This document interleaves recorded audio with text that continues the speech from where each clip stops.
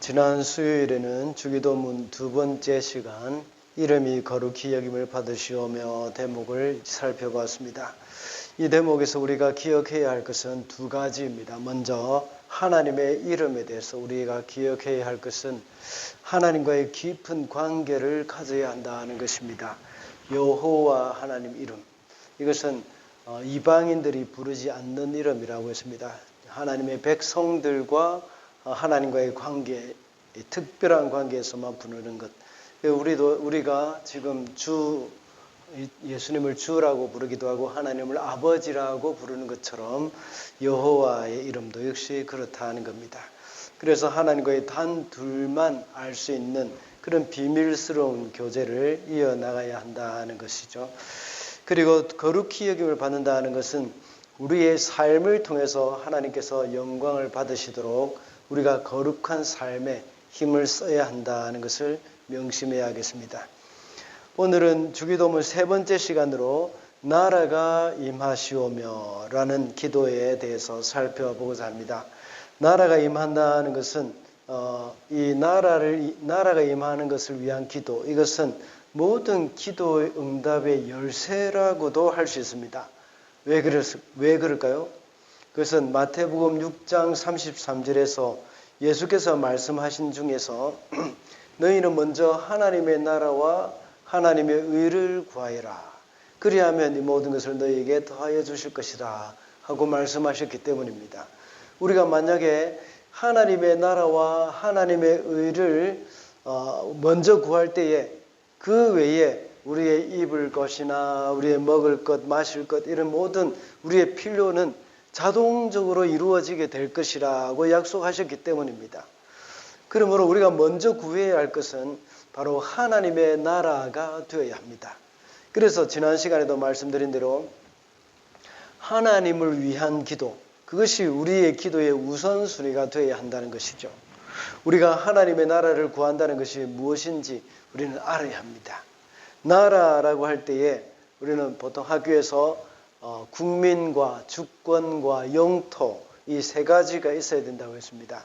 지금 팔레스타인 땅에 있는 이스라엘 국가는 언제 건국을 했습니까? 1948년 4월 15일, 5월 14일이네. 5월 14일에 텔아비브에서 건국을 선포했습니다. 그 전에 유대인들이 세계 각국에 흩어져 있어서 이제 몇천 년 동안 유대인이라는 정체성은 있었지만 영토가 없으니까 나라로 인정이 되지 않았습니다. 그러다가 마침내 1948년에 팔레스타인 땅의 영토를 차지하면서 건국을 선포한 것입니다. 그와 함께 국민과 주권까지도 가지게 된 것이죠. 우리나라도 마찬가지지 않습니까? 우리는 1910년에 한일 합방으로 인해서 주권을 빼앗겨 버렸습니다. 영토도 역시 일본으로 넘어간 것이나 마찬가지입니다.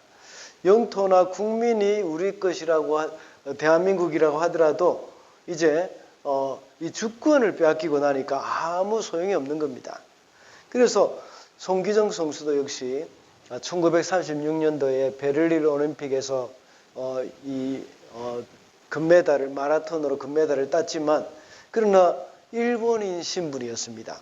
나라를 빼앗겼기 때문에 이 1등에게 주는 그 상 받고 국가를 부를 때에 그 나라의 국가를 부를 때에 애국가가 나오지 않고 일본 나라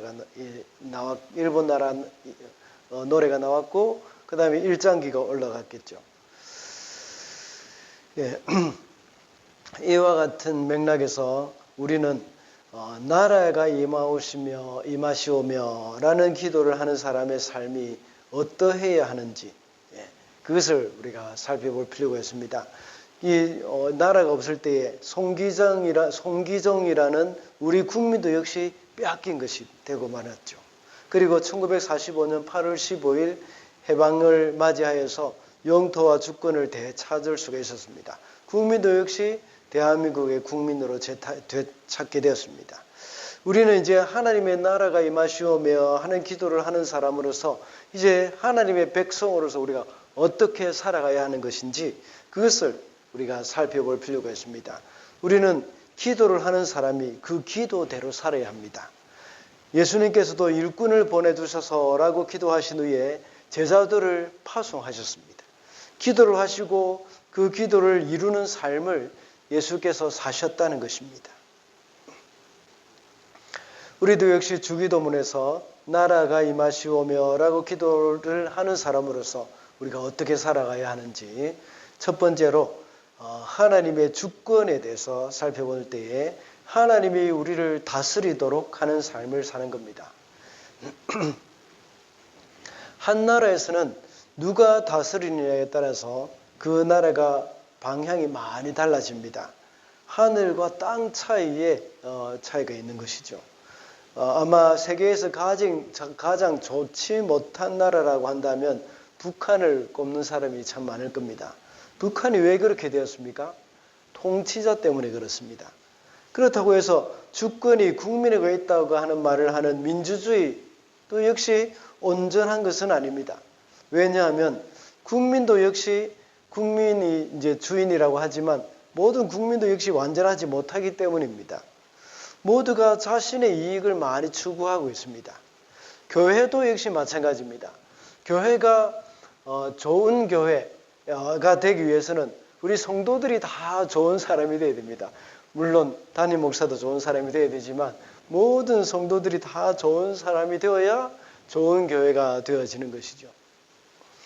우리가 자신의 유익을 많이 추구하고 또 이기적인 마음들이 내 마음 가운데 있는 이상 우리는 완벽한 공동체를 이룰 수가 없습니다. 또 완벽한 나라도 이룰 수가 없습니다. 그래서 집단 이기주의가 나오고 서로의 이익만 추구하다 보니까 평화롭지 못한 그런 일들이 일어나는 것입니다. 과거에 절대 군주제가 위험한 것도 역시 이와 같은 맥락이죠. 절대 권력을 가진 왕이 악한 왕이라면 온 나라가 고통 중에 빠지게 될 것입니다. 그러나 그 왕이 정말 선하고 공의로운 왕이라면 그 나라는 평화가 넘쳐날 것입니다. 그래서 선지서에 보면 참된 왕이 되시는 메시아의 다스림에 대해서 참 많이 이야기를 해놓았습니다. 우리가 요즘 새벽기도 시간에 보고 있는 이사야서 중에서 11장에 보면 메시아가 통치할 때는 이리가 어린 양과 함께 살며 표범이 새끼 염소와 함께 누우며 송아지와 새끼 사자가 또 살찜 짐승이 함께 풀을 뜯는다고 했습니다.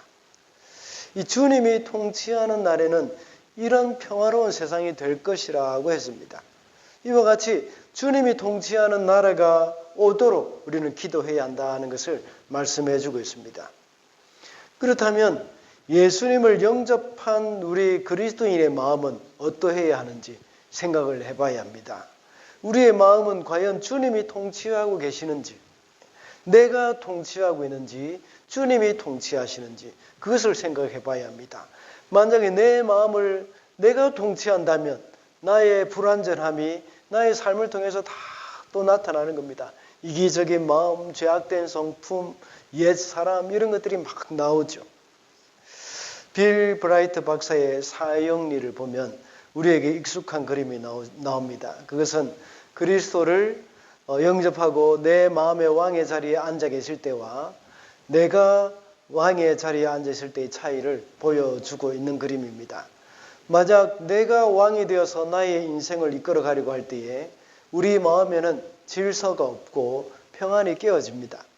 그러나 그리스도께서 왕이 되셔서 나를 다스리실 때에 모든 것이 질서가 있고 마음에 평화가 있습니다. 왜 그렇습니까? 우리는 불완전한 인간에 불과하기 때문입니다. 연약하고 불완전한 내가 나의 왕이 되고 내 인생의 주인이 되려고 할 때는 불완전할 수밖에 없습니다. 우리의 인생도 불완전할 수밖에 없고 질서가 없을 수밖에 없습니다. 그러나 완전하신 우리 주님이 나를 다스리고 나의 왕이 되실 때에는 모든 것이 안정적으로 되어지는 겁니다.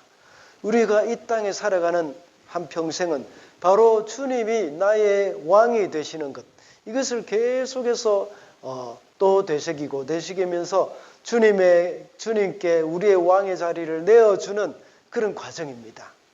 그래서 우리가 이 세상을 마지막을 살고 천국에 올라갈 때는 우리의 마음 가운데 모든 부분에 있어서 하나님이 우리의 왕이 되어 주셔서 우리를 다스려 주시는 것입니다. 우리는 그때를 바라보면서 끊임없이 그런 삶을 노력해야 하는 것이죠.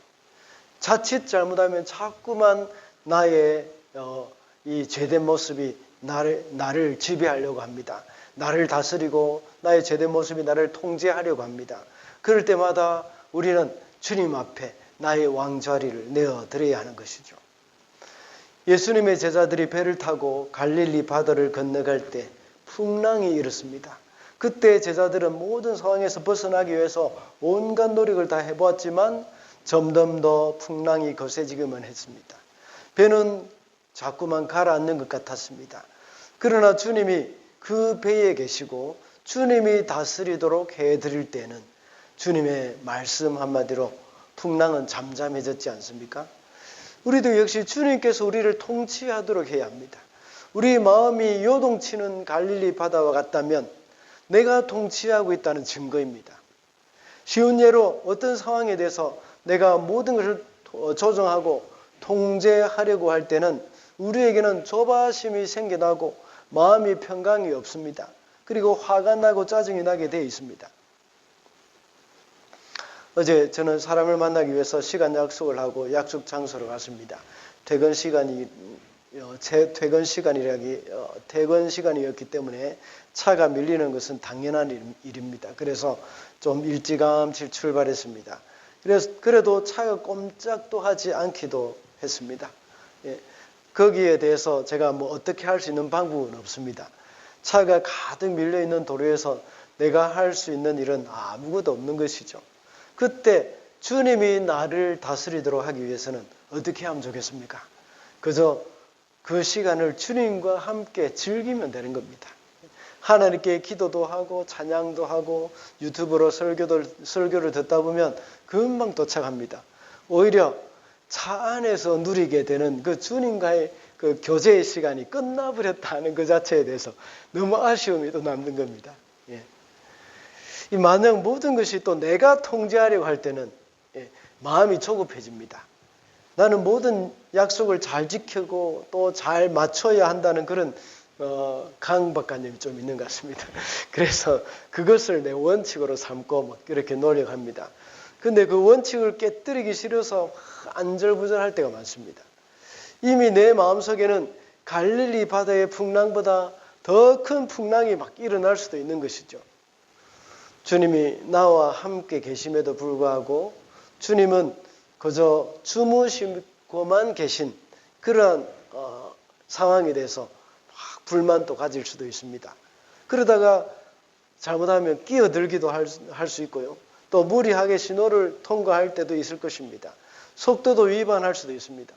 그렇게 되면 이미 그 시간을 통제하는 것은 또 나를 통제하고 그 시간을 통제하는 것은 나 자신이지 주님이 아니라는 겁니다. 그래 되면 항상 이 마음의 평강이 깨어지고 참 평안이 없는 겁니다. 제가 자주 말씀을 드리지만 우리가 할 수 있는 일은 하나님이 우리에게 할 수 있는 일을 하나님께서 우리에게 맡기십니다. 우리가 할 수 없는 일까지도 하나님은 우리에게 맡기시지 않으십니다. 하나님이 다스리시고 통제하십니다. 앞서 말한 상황에서 우리가 할 수 있는 일은 뭐겠습니까? 곧 교통체증을 예상하고 약속 시간보다 일찍 출발하는 것입니다. 우리가 할 수 없는 것은 뭡니까? 교통체증을 통제하는 것은 우리가 할 수 없는 일입니다. 우리가 할 수 있는 일은 하지 않고 하나님께 맡겨야 할 부분, 그 부분에 대해서 너무 관심을 가지다 보면 우리의 마음속에 자꾸 풍랑이 일어나게 되는 것입니다. 그리고 우리가 주의해야 할 것은 우리 삶 가운데 우리가 해야 할 일이라고 해서 그것은 우리가 통제할 수 있는 것이라고 생각해서는 안 됩니다. 우리가 해야 할 일을 하는 것은 나의 삶을 통제하시는 하나님께 순종하는 것입니다. 무슨 말인지 이해하시겠죠? 내가 할 수 있는 일, 예를 들자면 어제와 같이 일찍 출발한다고 할 때에 이것은 내가 통제해서 출발한다고 생각하기보다는 하나님께서 나에게 맡기신 그 시간에 하나님 앞에 순종하는 차원에서 하는 일이라는 것입니다. 그 시간에 조금 일찍 출발하는 대신에 내가 좀 더 놀거나 좀 재밌는 유튜브를 본다거나 이렇게 하다가 늦으면 이거 하나님 앞에 순종하는 것이 아닙니다. 이것은 내가 통제하는 것이긴 하지만 하나님 앞에 순종하는 것은 아니라는 것이죠. 그러므로 우리가 통제할 수 없는 모든 상황을 우리 인생의 주인이 되시는 하나님께서 이끌어 가시도록 해야 합니다. 그렇게 하는 것이 바로 우리를 위하는 것이고 하나님의 나라가 우리의 삶 가운데 임하게 하는 원리입니다. 우리는 주기도문을 하면서 나라가 임하시오며 라는 기도를 하지만 우리의 일상생활에서 하나님의 나라가 임하도록 하지는 않는 것, 이런 일들이 참 많습니다. 그리고 이렇게 기도하면서 우리의 가정이나 우리 교회 안에서도 하나님의 나라가 임하도록 하는 것이 무엇인지 잘 파악을 하지 못할 때가 있습니다. 우리의 직장이나 우리의 사업장을 비롯해서 우리의 삶의 구석구석에서 하나님의 나라가 임하도록 하나님께 통치권을 드려야 하겠습니다. 둘째로 하나님의 백성입니다. 이것은 전도와 선교의 삶을 사는 것입니다. 하나님의 다스림은 우리 사람을 통해서 이루어집니다. 먼저는 믿는 사람의 백성들의 삶에서 하나님의 나라가 이루어져야 한다고 했습니다.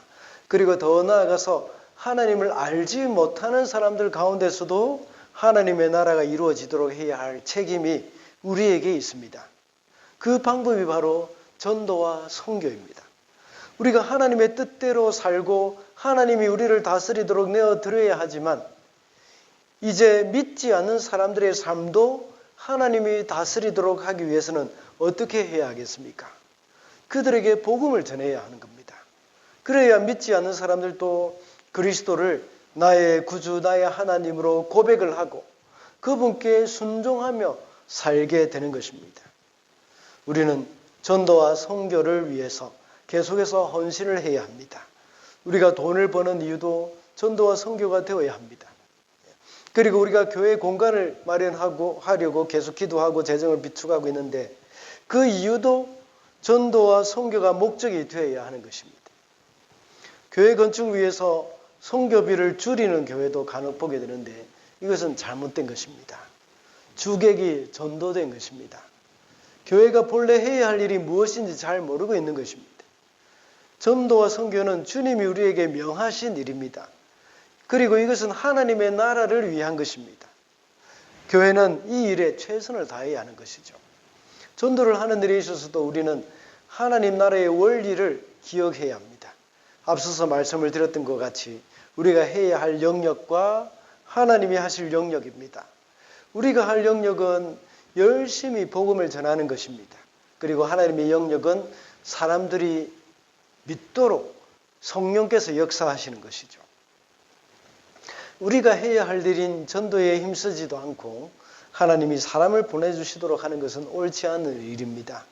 우리가 지난주일까지 청년 알파를 무사히 다 마쳤죠. 이 일을 위해서 참 섬겨주신 분들의 헌신을 하나님이 참 기억하실 겁니다. 알파를 하고 전도 열매가 얼마나 많이 나타나는지는 우리가 알 수는 없습니다. 앞서 말씀을 드렸듯이 이것은 우리의 영역이 아닙니다.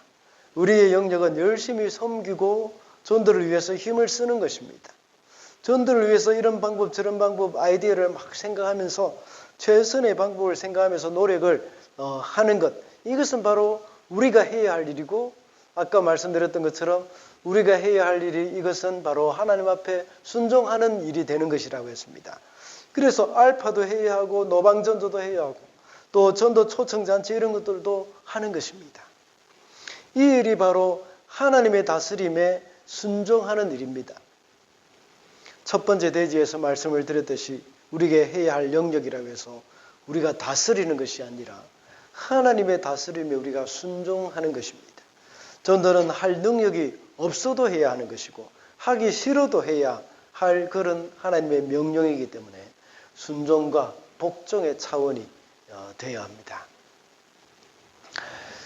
이 모든 순종하는 일을 통해서 사람을 보내주시고 그 사람이 믿게 해주시는 분은 바로 하나님이십니다.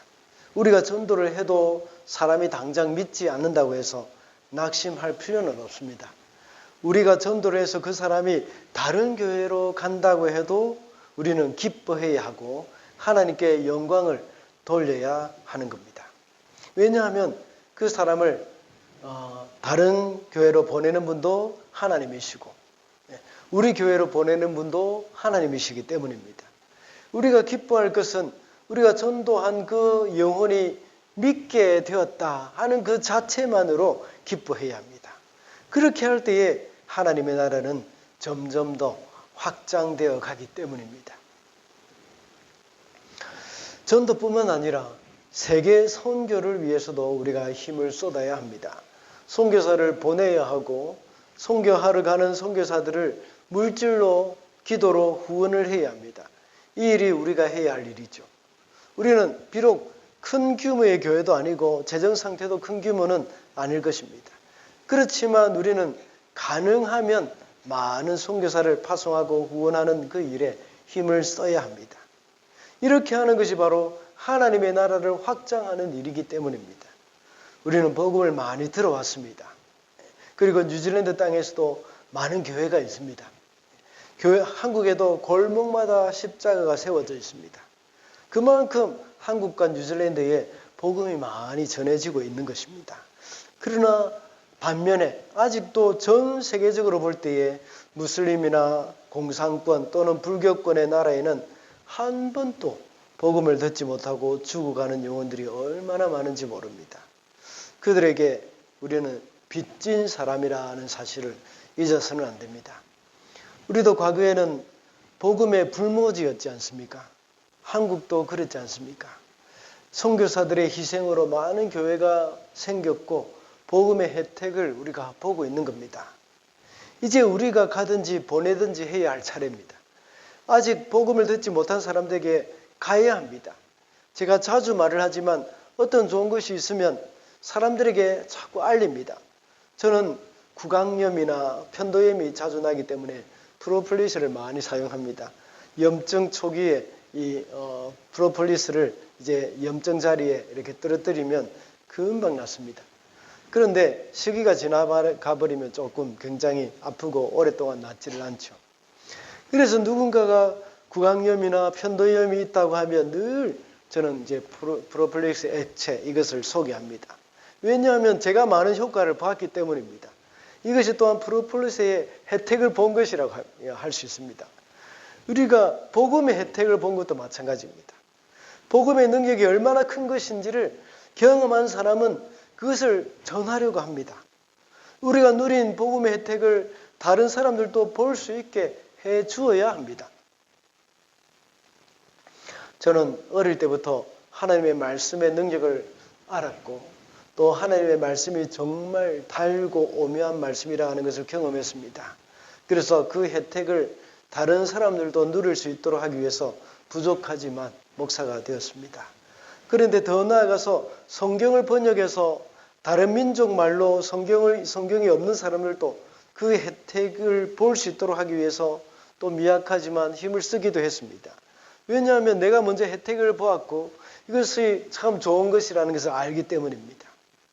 세상 사람들도 어떤 일에 대해서 자신이 많이 혜택을 보면 자기도 커서 그와 같이 다른 사람들을 유익하게 하기 위해서 살겠다고 다짐하는 사람들을 얼마나 많이 봅니까?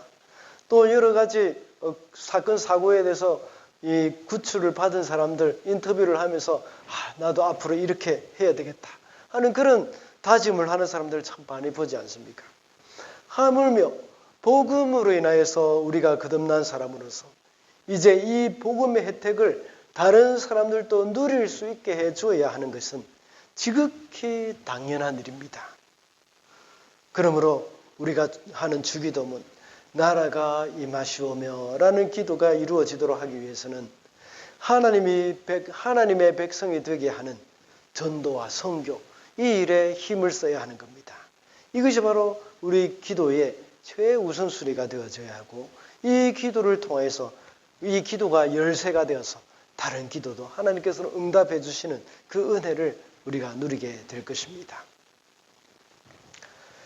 마지막으로 천국에 대한 소망을 갖는 것입니다. 그러면서 주님의 재림을 기다리는 삶이 되어야 한다는 것이죠. 제가 몇 번 소개를 해드린 적이 있습니다. 오스카 쿨만이라는 신학자가 말한 already but not yet이라는 말입니다. 주님이 이 땅에 초림으로 오심으로 이미 already 하나님의 나라가 임하였다는 말씀입니다. 그러나 아직 not yet 완전하게 임한 것은 아닙니다. 주님이 다시 오실 때에 우리는 완전한 하나님의 통치가 이루어지게 될 것입니다. 그리고 십자가 사건을 통해서 사단은 완전히 패배하고 말았습니다.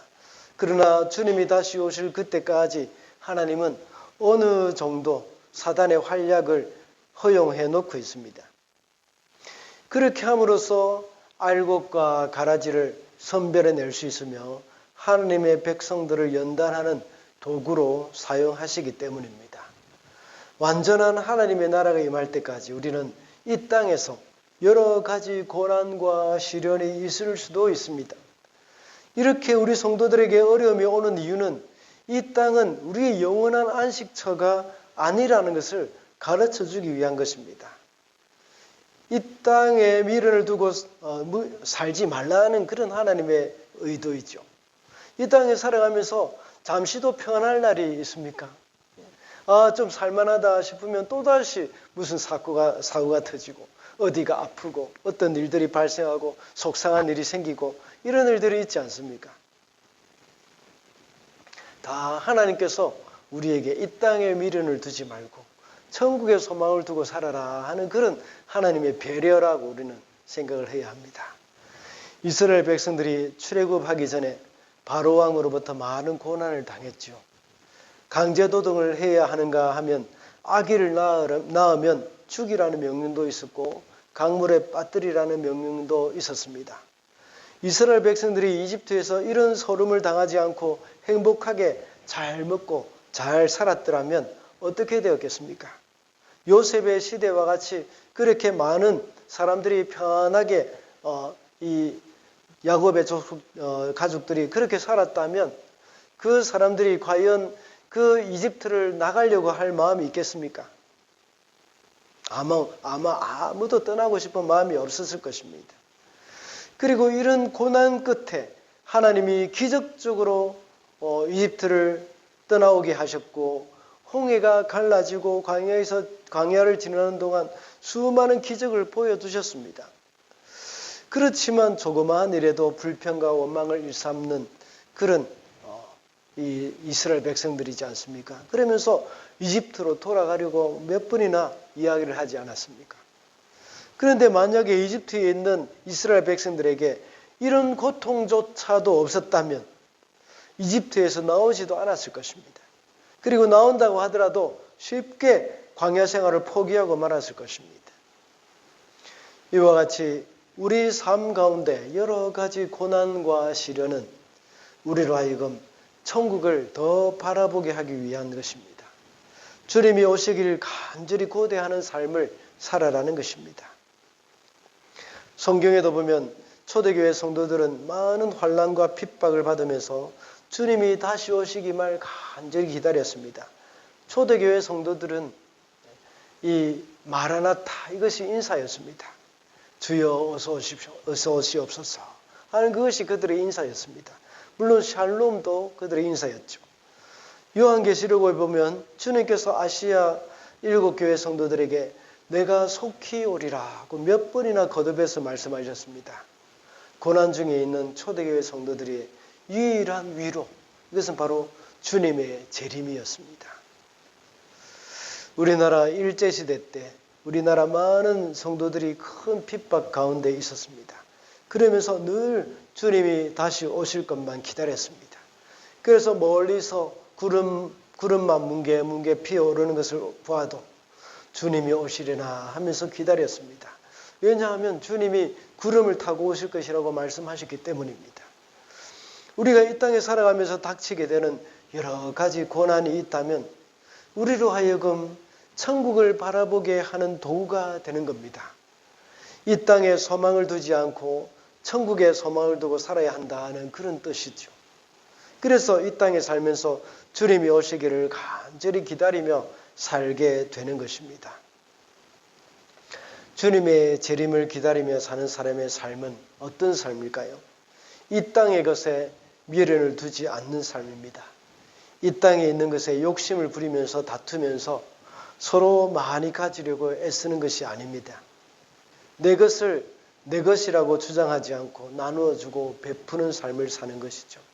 말 그대로 사도행전에 나오는 초대교회 성도들의 삶의 모습, 그것이 그대로 나타나는 겁니다. 그러므로 나라가 임하시오며 라는 기도는 주님의 재림을 기다리는 자의 기도라는 것입니다. 말씀을 맺겠습니다. 오늘은 주기도문 세 번째 시간으로 나라가 임하시오며 라는 부분을 알아봤습니다. 이 기도를 하는 우리는 어떻게 살아야 하겠습니까? 먼저 하나님의 주권을 인정하면서 하나님의 통치 가운데 살아가는 삶이라고 했습니다. 그리고 하나님의 백성이 되어서 아직 믿지 않는 자들에게 주의 복음을 전하며 살고 천국을 소망하면서 주님의 재림을 기다리며 사는 것이라고 했습니다. 오늘도 하나님의 나라가 임하는 삶을 사는 저와 여러분이 되시기를 바랍니다.